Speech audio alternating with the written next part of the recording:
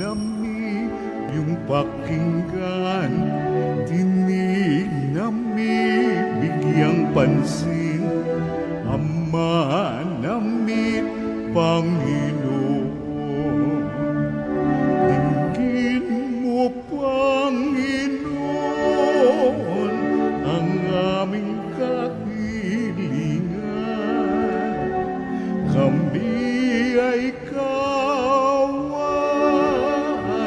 O Diyos na walang hanggan. Tawag namin laging dinggin, sambo namin yung pakinggan, tinig namin bigyang pansin, Ama namin Panginoon.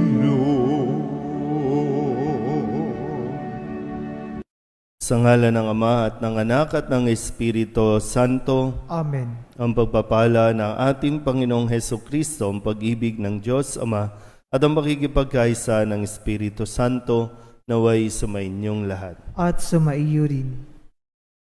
Mga kapatid, tinipon tayo bilang mga kaanib na angkan ng Diyos, kaya dumulog tayo sa maawaing Panginoong nagpapatawad ng lubos.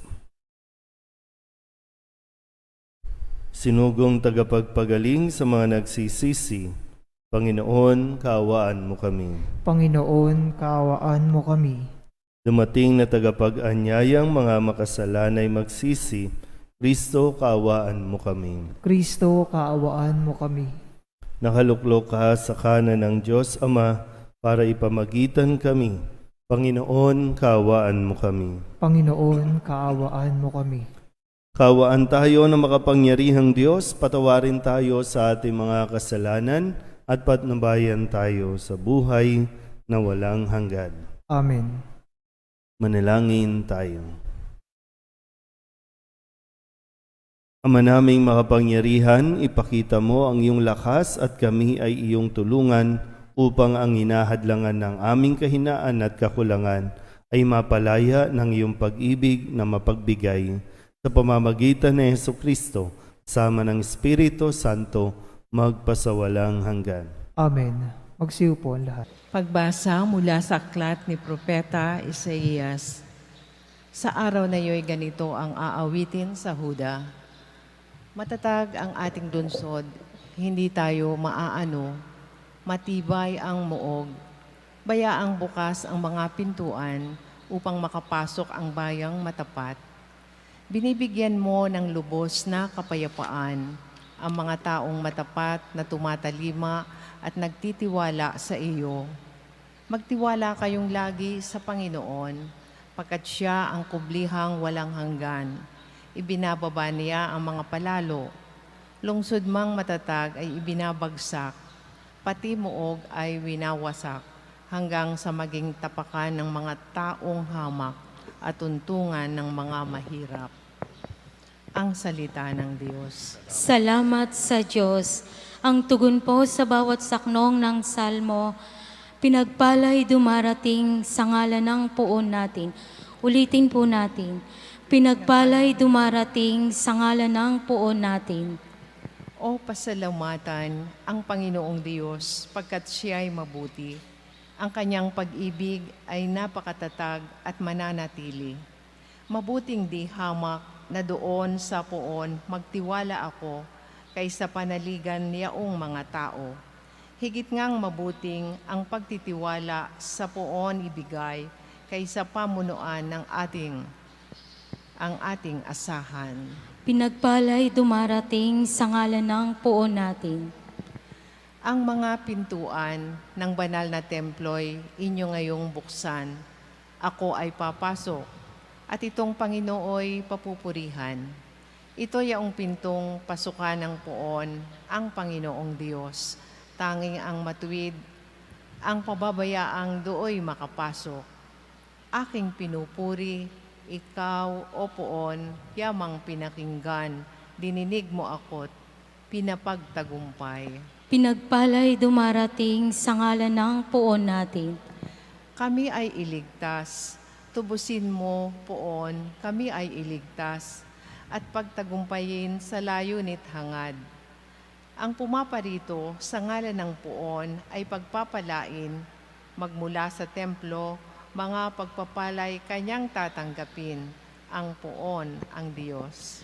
Pinagpalay dumarating sa ngalan ng Poon natin. Hallelujah! Hallelujah!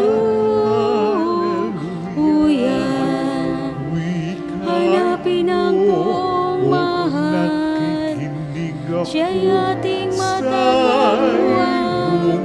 Sa Kanya tayo magdasal. Hallelujah!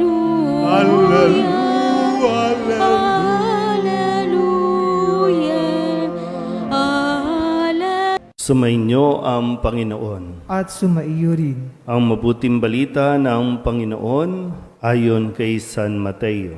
Papuri sa iyo, Panginoon. Noong panahong iyon, sinabi ni Jesus sa kanyang mga alagad, "Hindi lahat ng tumatawag sa akin, Panginoon, Panginoon, ay papasok sa kaharian ng langit, kundi yaon lamang sumusunod sa kalooban ng aking Amang nasa langit. Kaya't ang bawat nakikinig at nagsasagawa ng mga salita kong ito ay matutulad sa isang taong matalino na nagtayo ng kanyang bahay sa ibabaw ng bato. Umulan ng malakas, bumaha, at binayo ng malakas na hangin ang bahay na iyon, ngunit hindi nagiba sapagkat nakatayo sa ibabaw ng bato.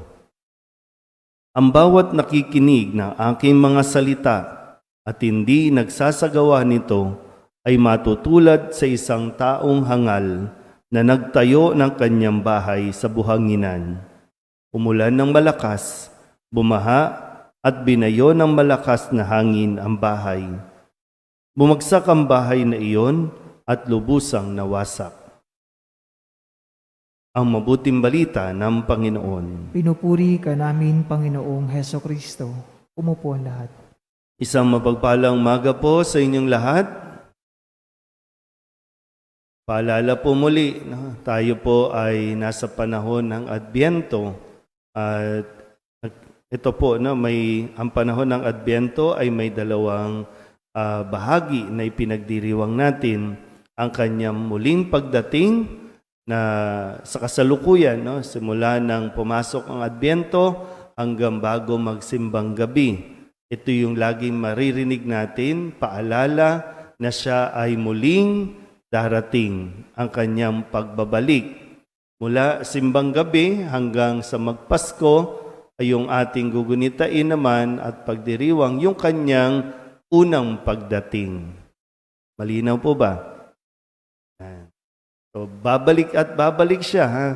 Sabi sa atin, maging handa kayong lagi. Okay. Ngayon po, ang paalala sa atin, Jesus, sabi niya sa unang bahagi, hindi lahat ng tumatawag sa akin ng Panginoon ay makakapasok sa kaharian ng langit. So, gaano tayo ka-confident na tayo po ay makakapasok ng langit? Isip. Gaano tayo nakatitiyak? Ngayon ba, sa puntong ito ng buhay natin, nakatitiyak na ba tayo?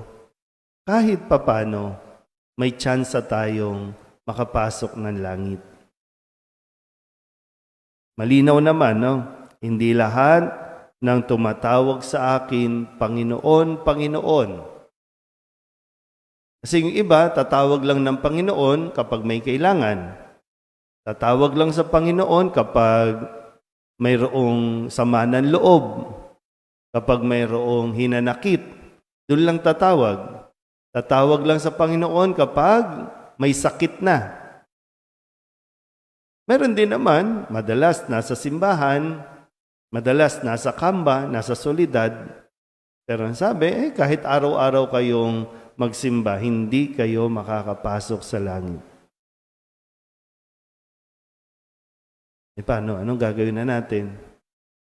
Hindi naman po sinasabing final, no? Kundi kailangan nga natin suriin ang ating mga sarili. Ano bang naidudulot ng ating pagsisimba? Kasi dito, nagsasabi tayong, yes Lord, Amen. Nakakailang amen tayo.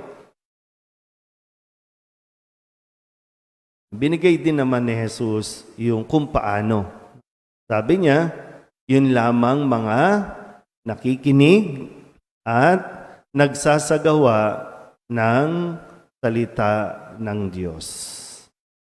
So kahit oras-oras tayo dito, araw-araw tayo dito, kung hindi tayo makikinig at magsasabuhay ng salita ng Diyos, hindi tayo makakapasok sa langit. Alam natin, no? Alam natin ang salita ng Diyos. Alam natin yung huwag kang makikiapid. Sinabi niya, alam natin na ibigin mo ang iyong asawa. Mga anak, sundin ninyo ang inyong mga magulang. Mga magulang, huwag niyong pasakitan, parusahan ang inyong mga anak ng labis-labis. Narinig din natin, sinabi, ibigin ninyo ang inyong kaaway. Ipagdasal ang mga umuusig. Narinig natin yan. Yung isang bahagi na isasabuhay ba? Kasi ito yung pundasyon ng ating pananampalataya, salita ng Diyos.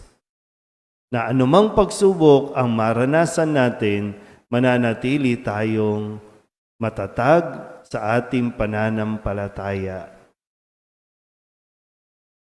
Nasusubok ito, no? O kaya mayroon ka bang maalala na sinubok ang iyong pagkatao, ang iyong pamumuhay, pero hindi ka bumigay dahil ang kinapitan mo, ang pinanghawakan mo, salita ng Diyos. Simple nga lang, no? Halimbawa lang, kung may magpo-post ng tungkol sa'yo, ano ang reaksyon mo o nagiging reaksyon mo?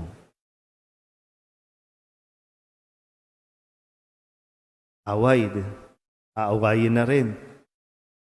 Pero nagsisimba ka,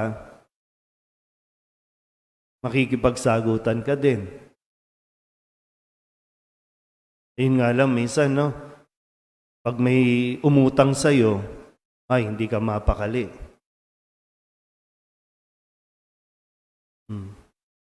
Yung sa mga ganong bagay lang, no? Pwede natin masagot. Mukhang hindi pa makakapasok sa langit.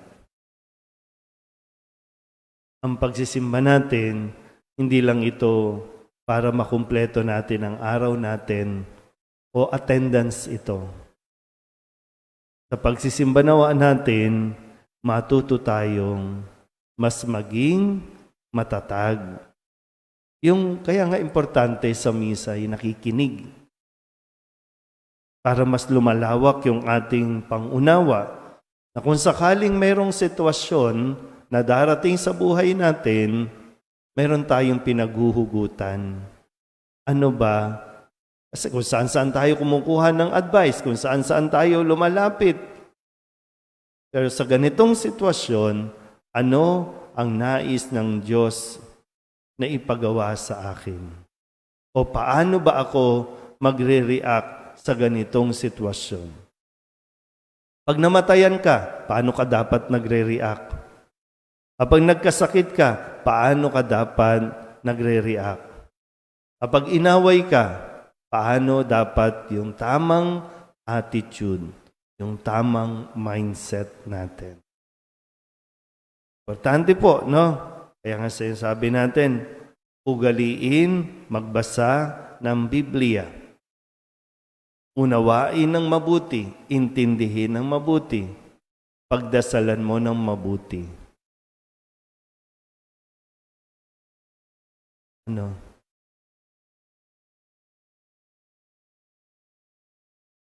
Okay. Para sana po, no? Ang tanging hangad naman talaga ni Jesus sa kanyang muling pagdating, sa kanyang pagbabalik, ay yung tayo po ay kanyang kukunin at dadalhin doon sa langit. Pero kailangan natin makiisa. Kailangan natin patunayan na tayo po ay karapat-dapat sa pamamagitan ng pakikinig at pagsasabuhay ng kanyang mga salita. Amen? Hilingin natin at bunga ng pagtitiwalang ipagkakaloob ng Diyos Ama ang ating mga kahilingan, buong katapatan tayong tumawag sa Kanya. Ang ating pong itutugon, mapagmahal na Ama, dinggin mo ang aming panalangin. Mapagmahal na Ama, dinggin mo ang aming panalangin.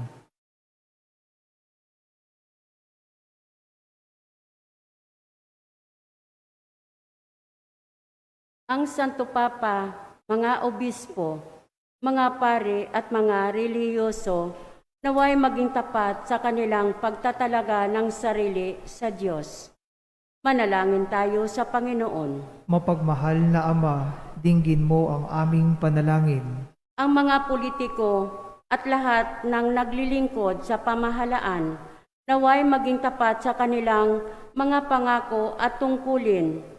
Manalangin tayo sa Panginoon. Mapagmahal na Ama, dinggin mo ang aming panalangin.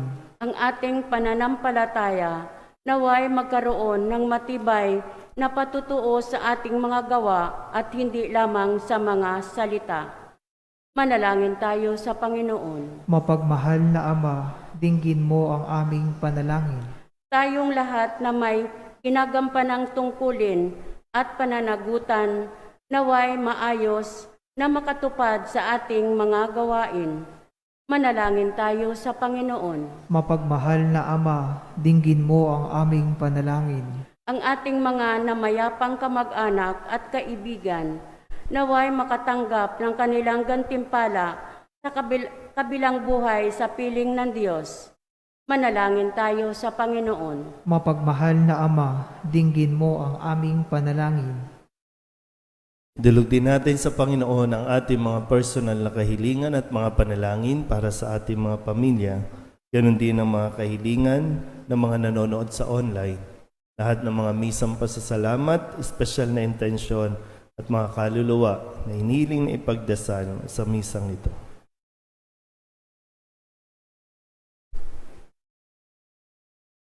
Ang lahat ng ito iniiling namin sa ngalan ni Kristong aming Panginoon. Amen.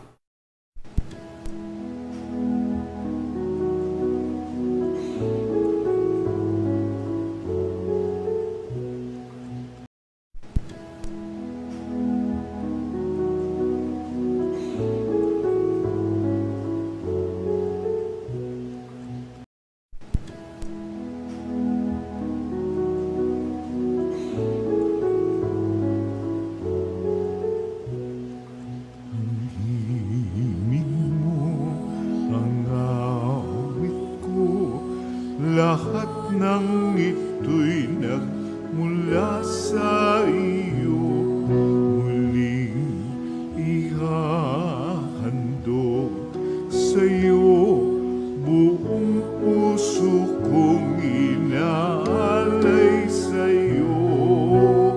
O Diyos, o Panginoon, lahat ay biyayang aming inampon, aming buhay. Ito'y para lamang sa iyong kalwalhatian.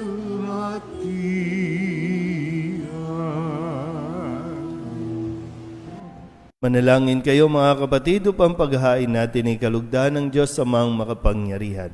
Tanggapin nawa ng Panginoon itong paghahain sa iyong mga kamay, sa kapurihan niya at karangalan sa ating kapakinabangan at sa buong sambayanan niyang banal. Ama naming lumikha, tanggapin mo ang aming mga alay na ikaw rin ang nagbigay. Magdulot nawa ito ng gantimpalang kaligtasan na ngayon pa man ay amin ng pinakikinabangan sa pamamagitan ni Jesucristo kasama ng Espiritu Santo magpasawalang hanggan. Amen. Sumainyo ang Panginoon. At sumaiyo rin. Itaas sa Diyos ang inyong puso at diwa. Itinaasa namin sa Panginoon. Pasalamatan natin ang Panginoong ating Diyos. Marapat na siya ay pasalamatan. Ama naming makapangyarihan, tunay ngang marapat na ikaw ay aming pasalamatan sa pamamagitan ni Jesucristo na aming Panginoon. Siya'y sinugo mo upang matupad ang iyong magandang balak para sa lahat. Hindi niya ikinahiyang mamuhay ng mahirap upang mapakisamahan niya kaming matapat. Siya'y naging hindi na iba sa amin upang maitampok niya kami sa iyong piling. Sa kanyang lantarang muling pagdating, ang pakikisama niya'y puspusang magniningning at ang pangako niyang kapanapanabik ay inaasahan naming lubos na makakamit. Kaya kaisa ng mga anghel na nagsisiawit ng papuri sa iyo nang walang humpay sa kalangitan, kami nagbubunyi sa iyong kadakilaan.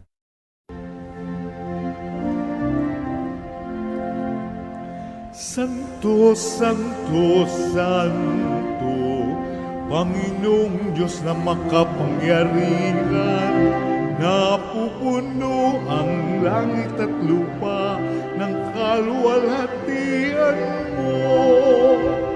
Hosana sa kaitaasan, pinagpala ang naparirito sa ngalan ng Panginoon.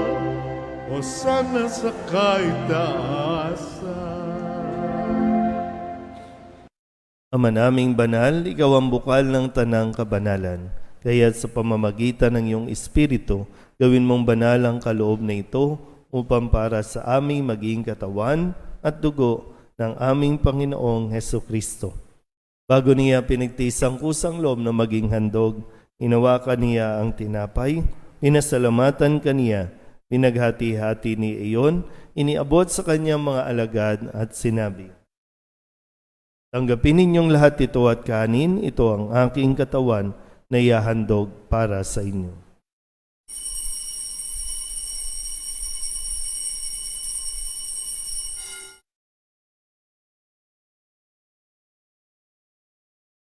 Gayun din naman nang matapos ang hapunan, hinawakan niya ang kalis, muli kaniyang pinasalamatan. Iniabot niya ang kalis sa kanyang mga alagad at sinabi, "Tanggapin ninyong lahat ito at inumin. Ito ang kalis ng aking dugo, ng bago at wala hanggang tipan.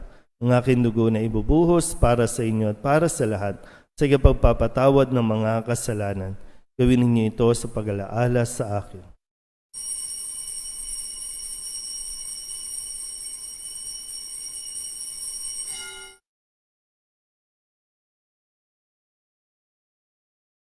Ipagbunyi natin ang misteryo ng pananampalataya. Si Kristo'y namatay, si Kristo'y nabuhay, si Kristo'y babalik sa wakas ng panahon.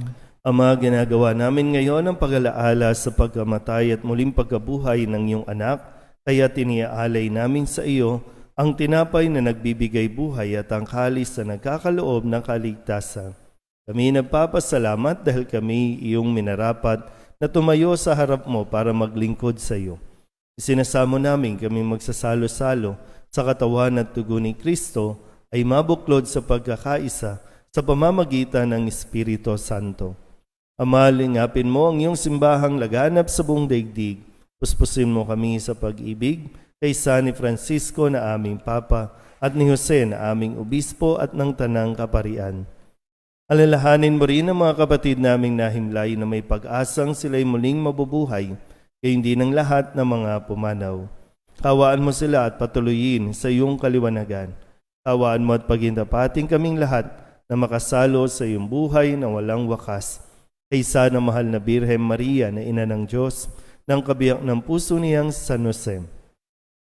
Kaysa ng mga apostol at ng lahat ng mga banal na namuhay dito sa daigdig ng kalugod-lugod sa iyo. May pagdiwang nawa namin ang papupuri sa ikararangal mo sa pamamagitan ng iyong anak na aming Panginoong Hesukristo. Sa pamamagitan ni Kristo, kasama niya at sa Kanya, ang lahat ng parangal at papuri ay sa iyo, Diyos amang makapangyarihan, kasama ng Espiritu Santo, magpasawalang hanggan. Amen.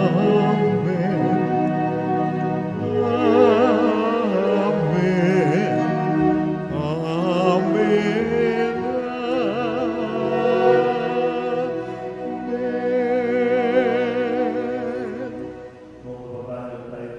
Ating Panginoon ang Ama namin.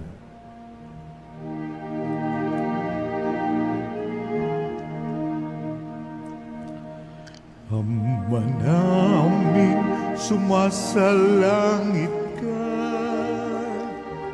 sambahin ang ngalan mo, mapasa amin ang kaharian mo, sundin ang loob mo, dito sa lupa para nang sa langit. Bigyan mo kami ngayon ng aming kakanin sa araw-araw at patawarin mo kami sa aming mga sala para ng pagpapatawad namin sa nagkakasala sa amin.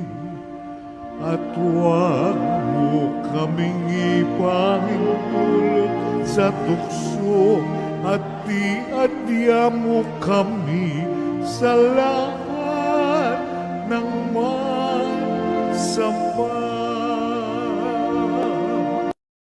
Inihiling namin kami iadya sa lahat ng masama, pagkalooban ng kapayapaan araw-araw, iligtas sa kasalanan at ilayo sa lahat ng kapahamakan. Samantalang aming pinananabikan ang dakilang araw ng pagpapahayag ng tagapagligtas naming si Jesucristo. Sapagkat iyo ang kaharian at ang kapangyarihan at ang kapurihan magpakailanman. Amen. Panginoong Jesucristo, sinabi mo sa iyong mga apostol, kapayapaan ang iniiwan ko sa inyo, ang aking kapayapaan ang binibigay ko sa inyo.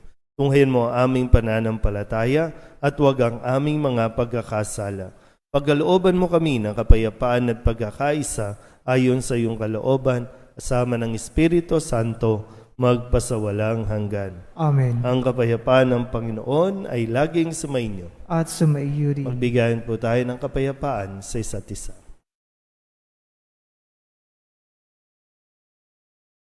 Kordero ng Diyos na nag-aalis ng mga kasalanan ng sanlibutan, maawa ka sa amin. Kordero ng Diyos na nag-aalis ng mga kasalanan ng sanlibutan, maawa ka sa amin. Kordero ng Diyos na nag-aalis ng mga kasalanan ng sanlibutan, ipagkaloob mo sa amin ang kapayapaan. Magsiluhod po ang lahat.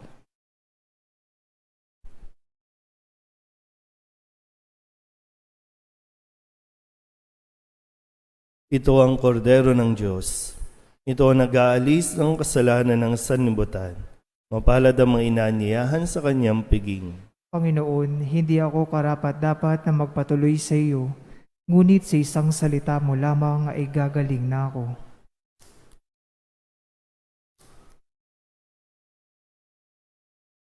Katawan ni Kristo. Amen.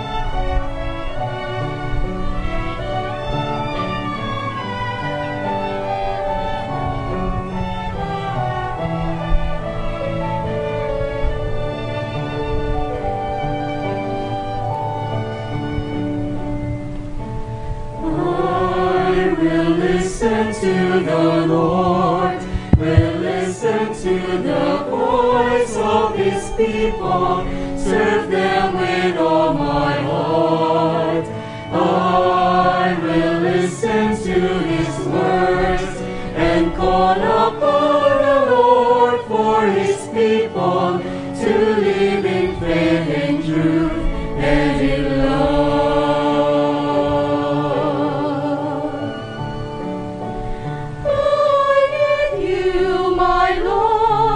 For every day that comes,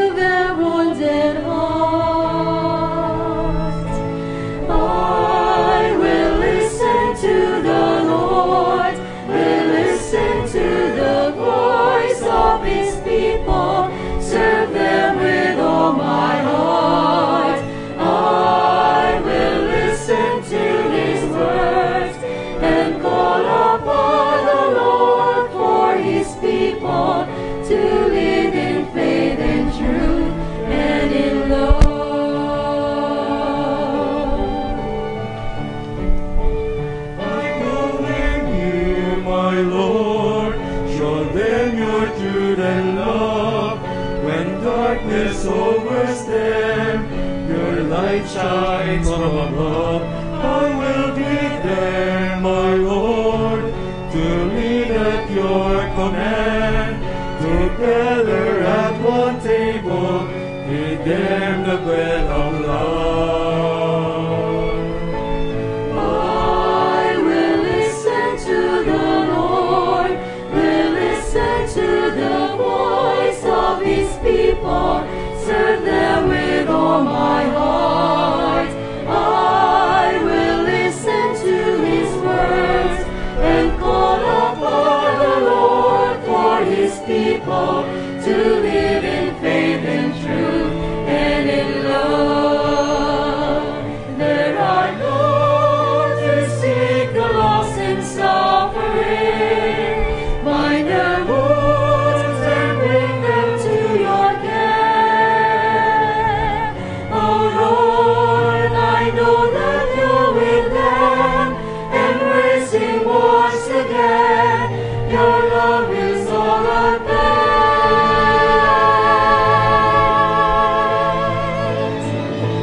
I will listen to the Lord, will listen to the voice of his people, serve them with all my heart.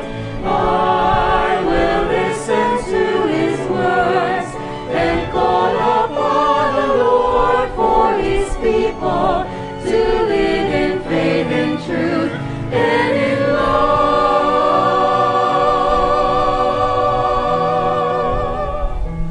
I will listen to the Lord and call upon the Lord for his people to live in faith and truth and in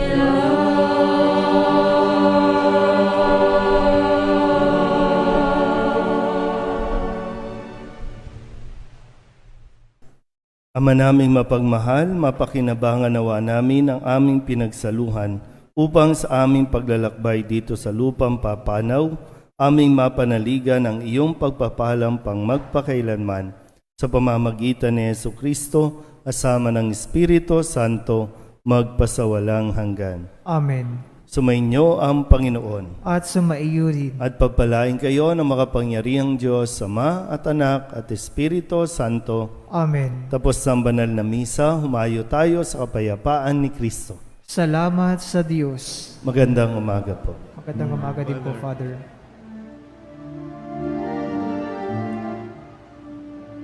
Kung pag-asa tayo'y maghihintay sa ating Diyos na may pagliligtas, at kay Jesus na siyang tanging gabay ng mga taong humahanap ng landas. Ang harit mananakop ng sangtinakpan, muling paparito tukom sa tanan, mapalad ng handa sa kanyang pagdatal. Ito ang aliping kanyang paglingkuran.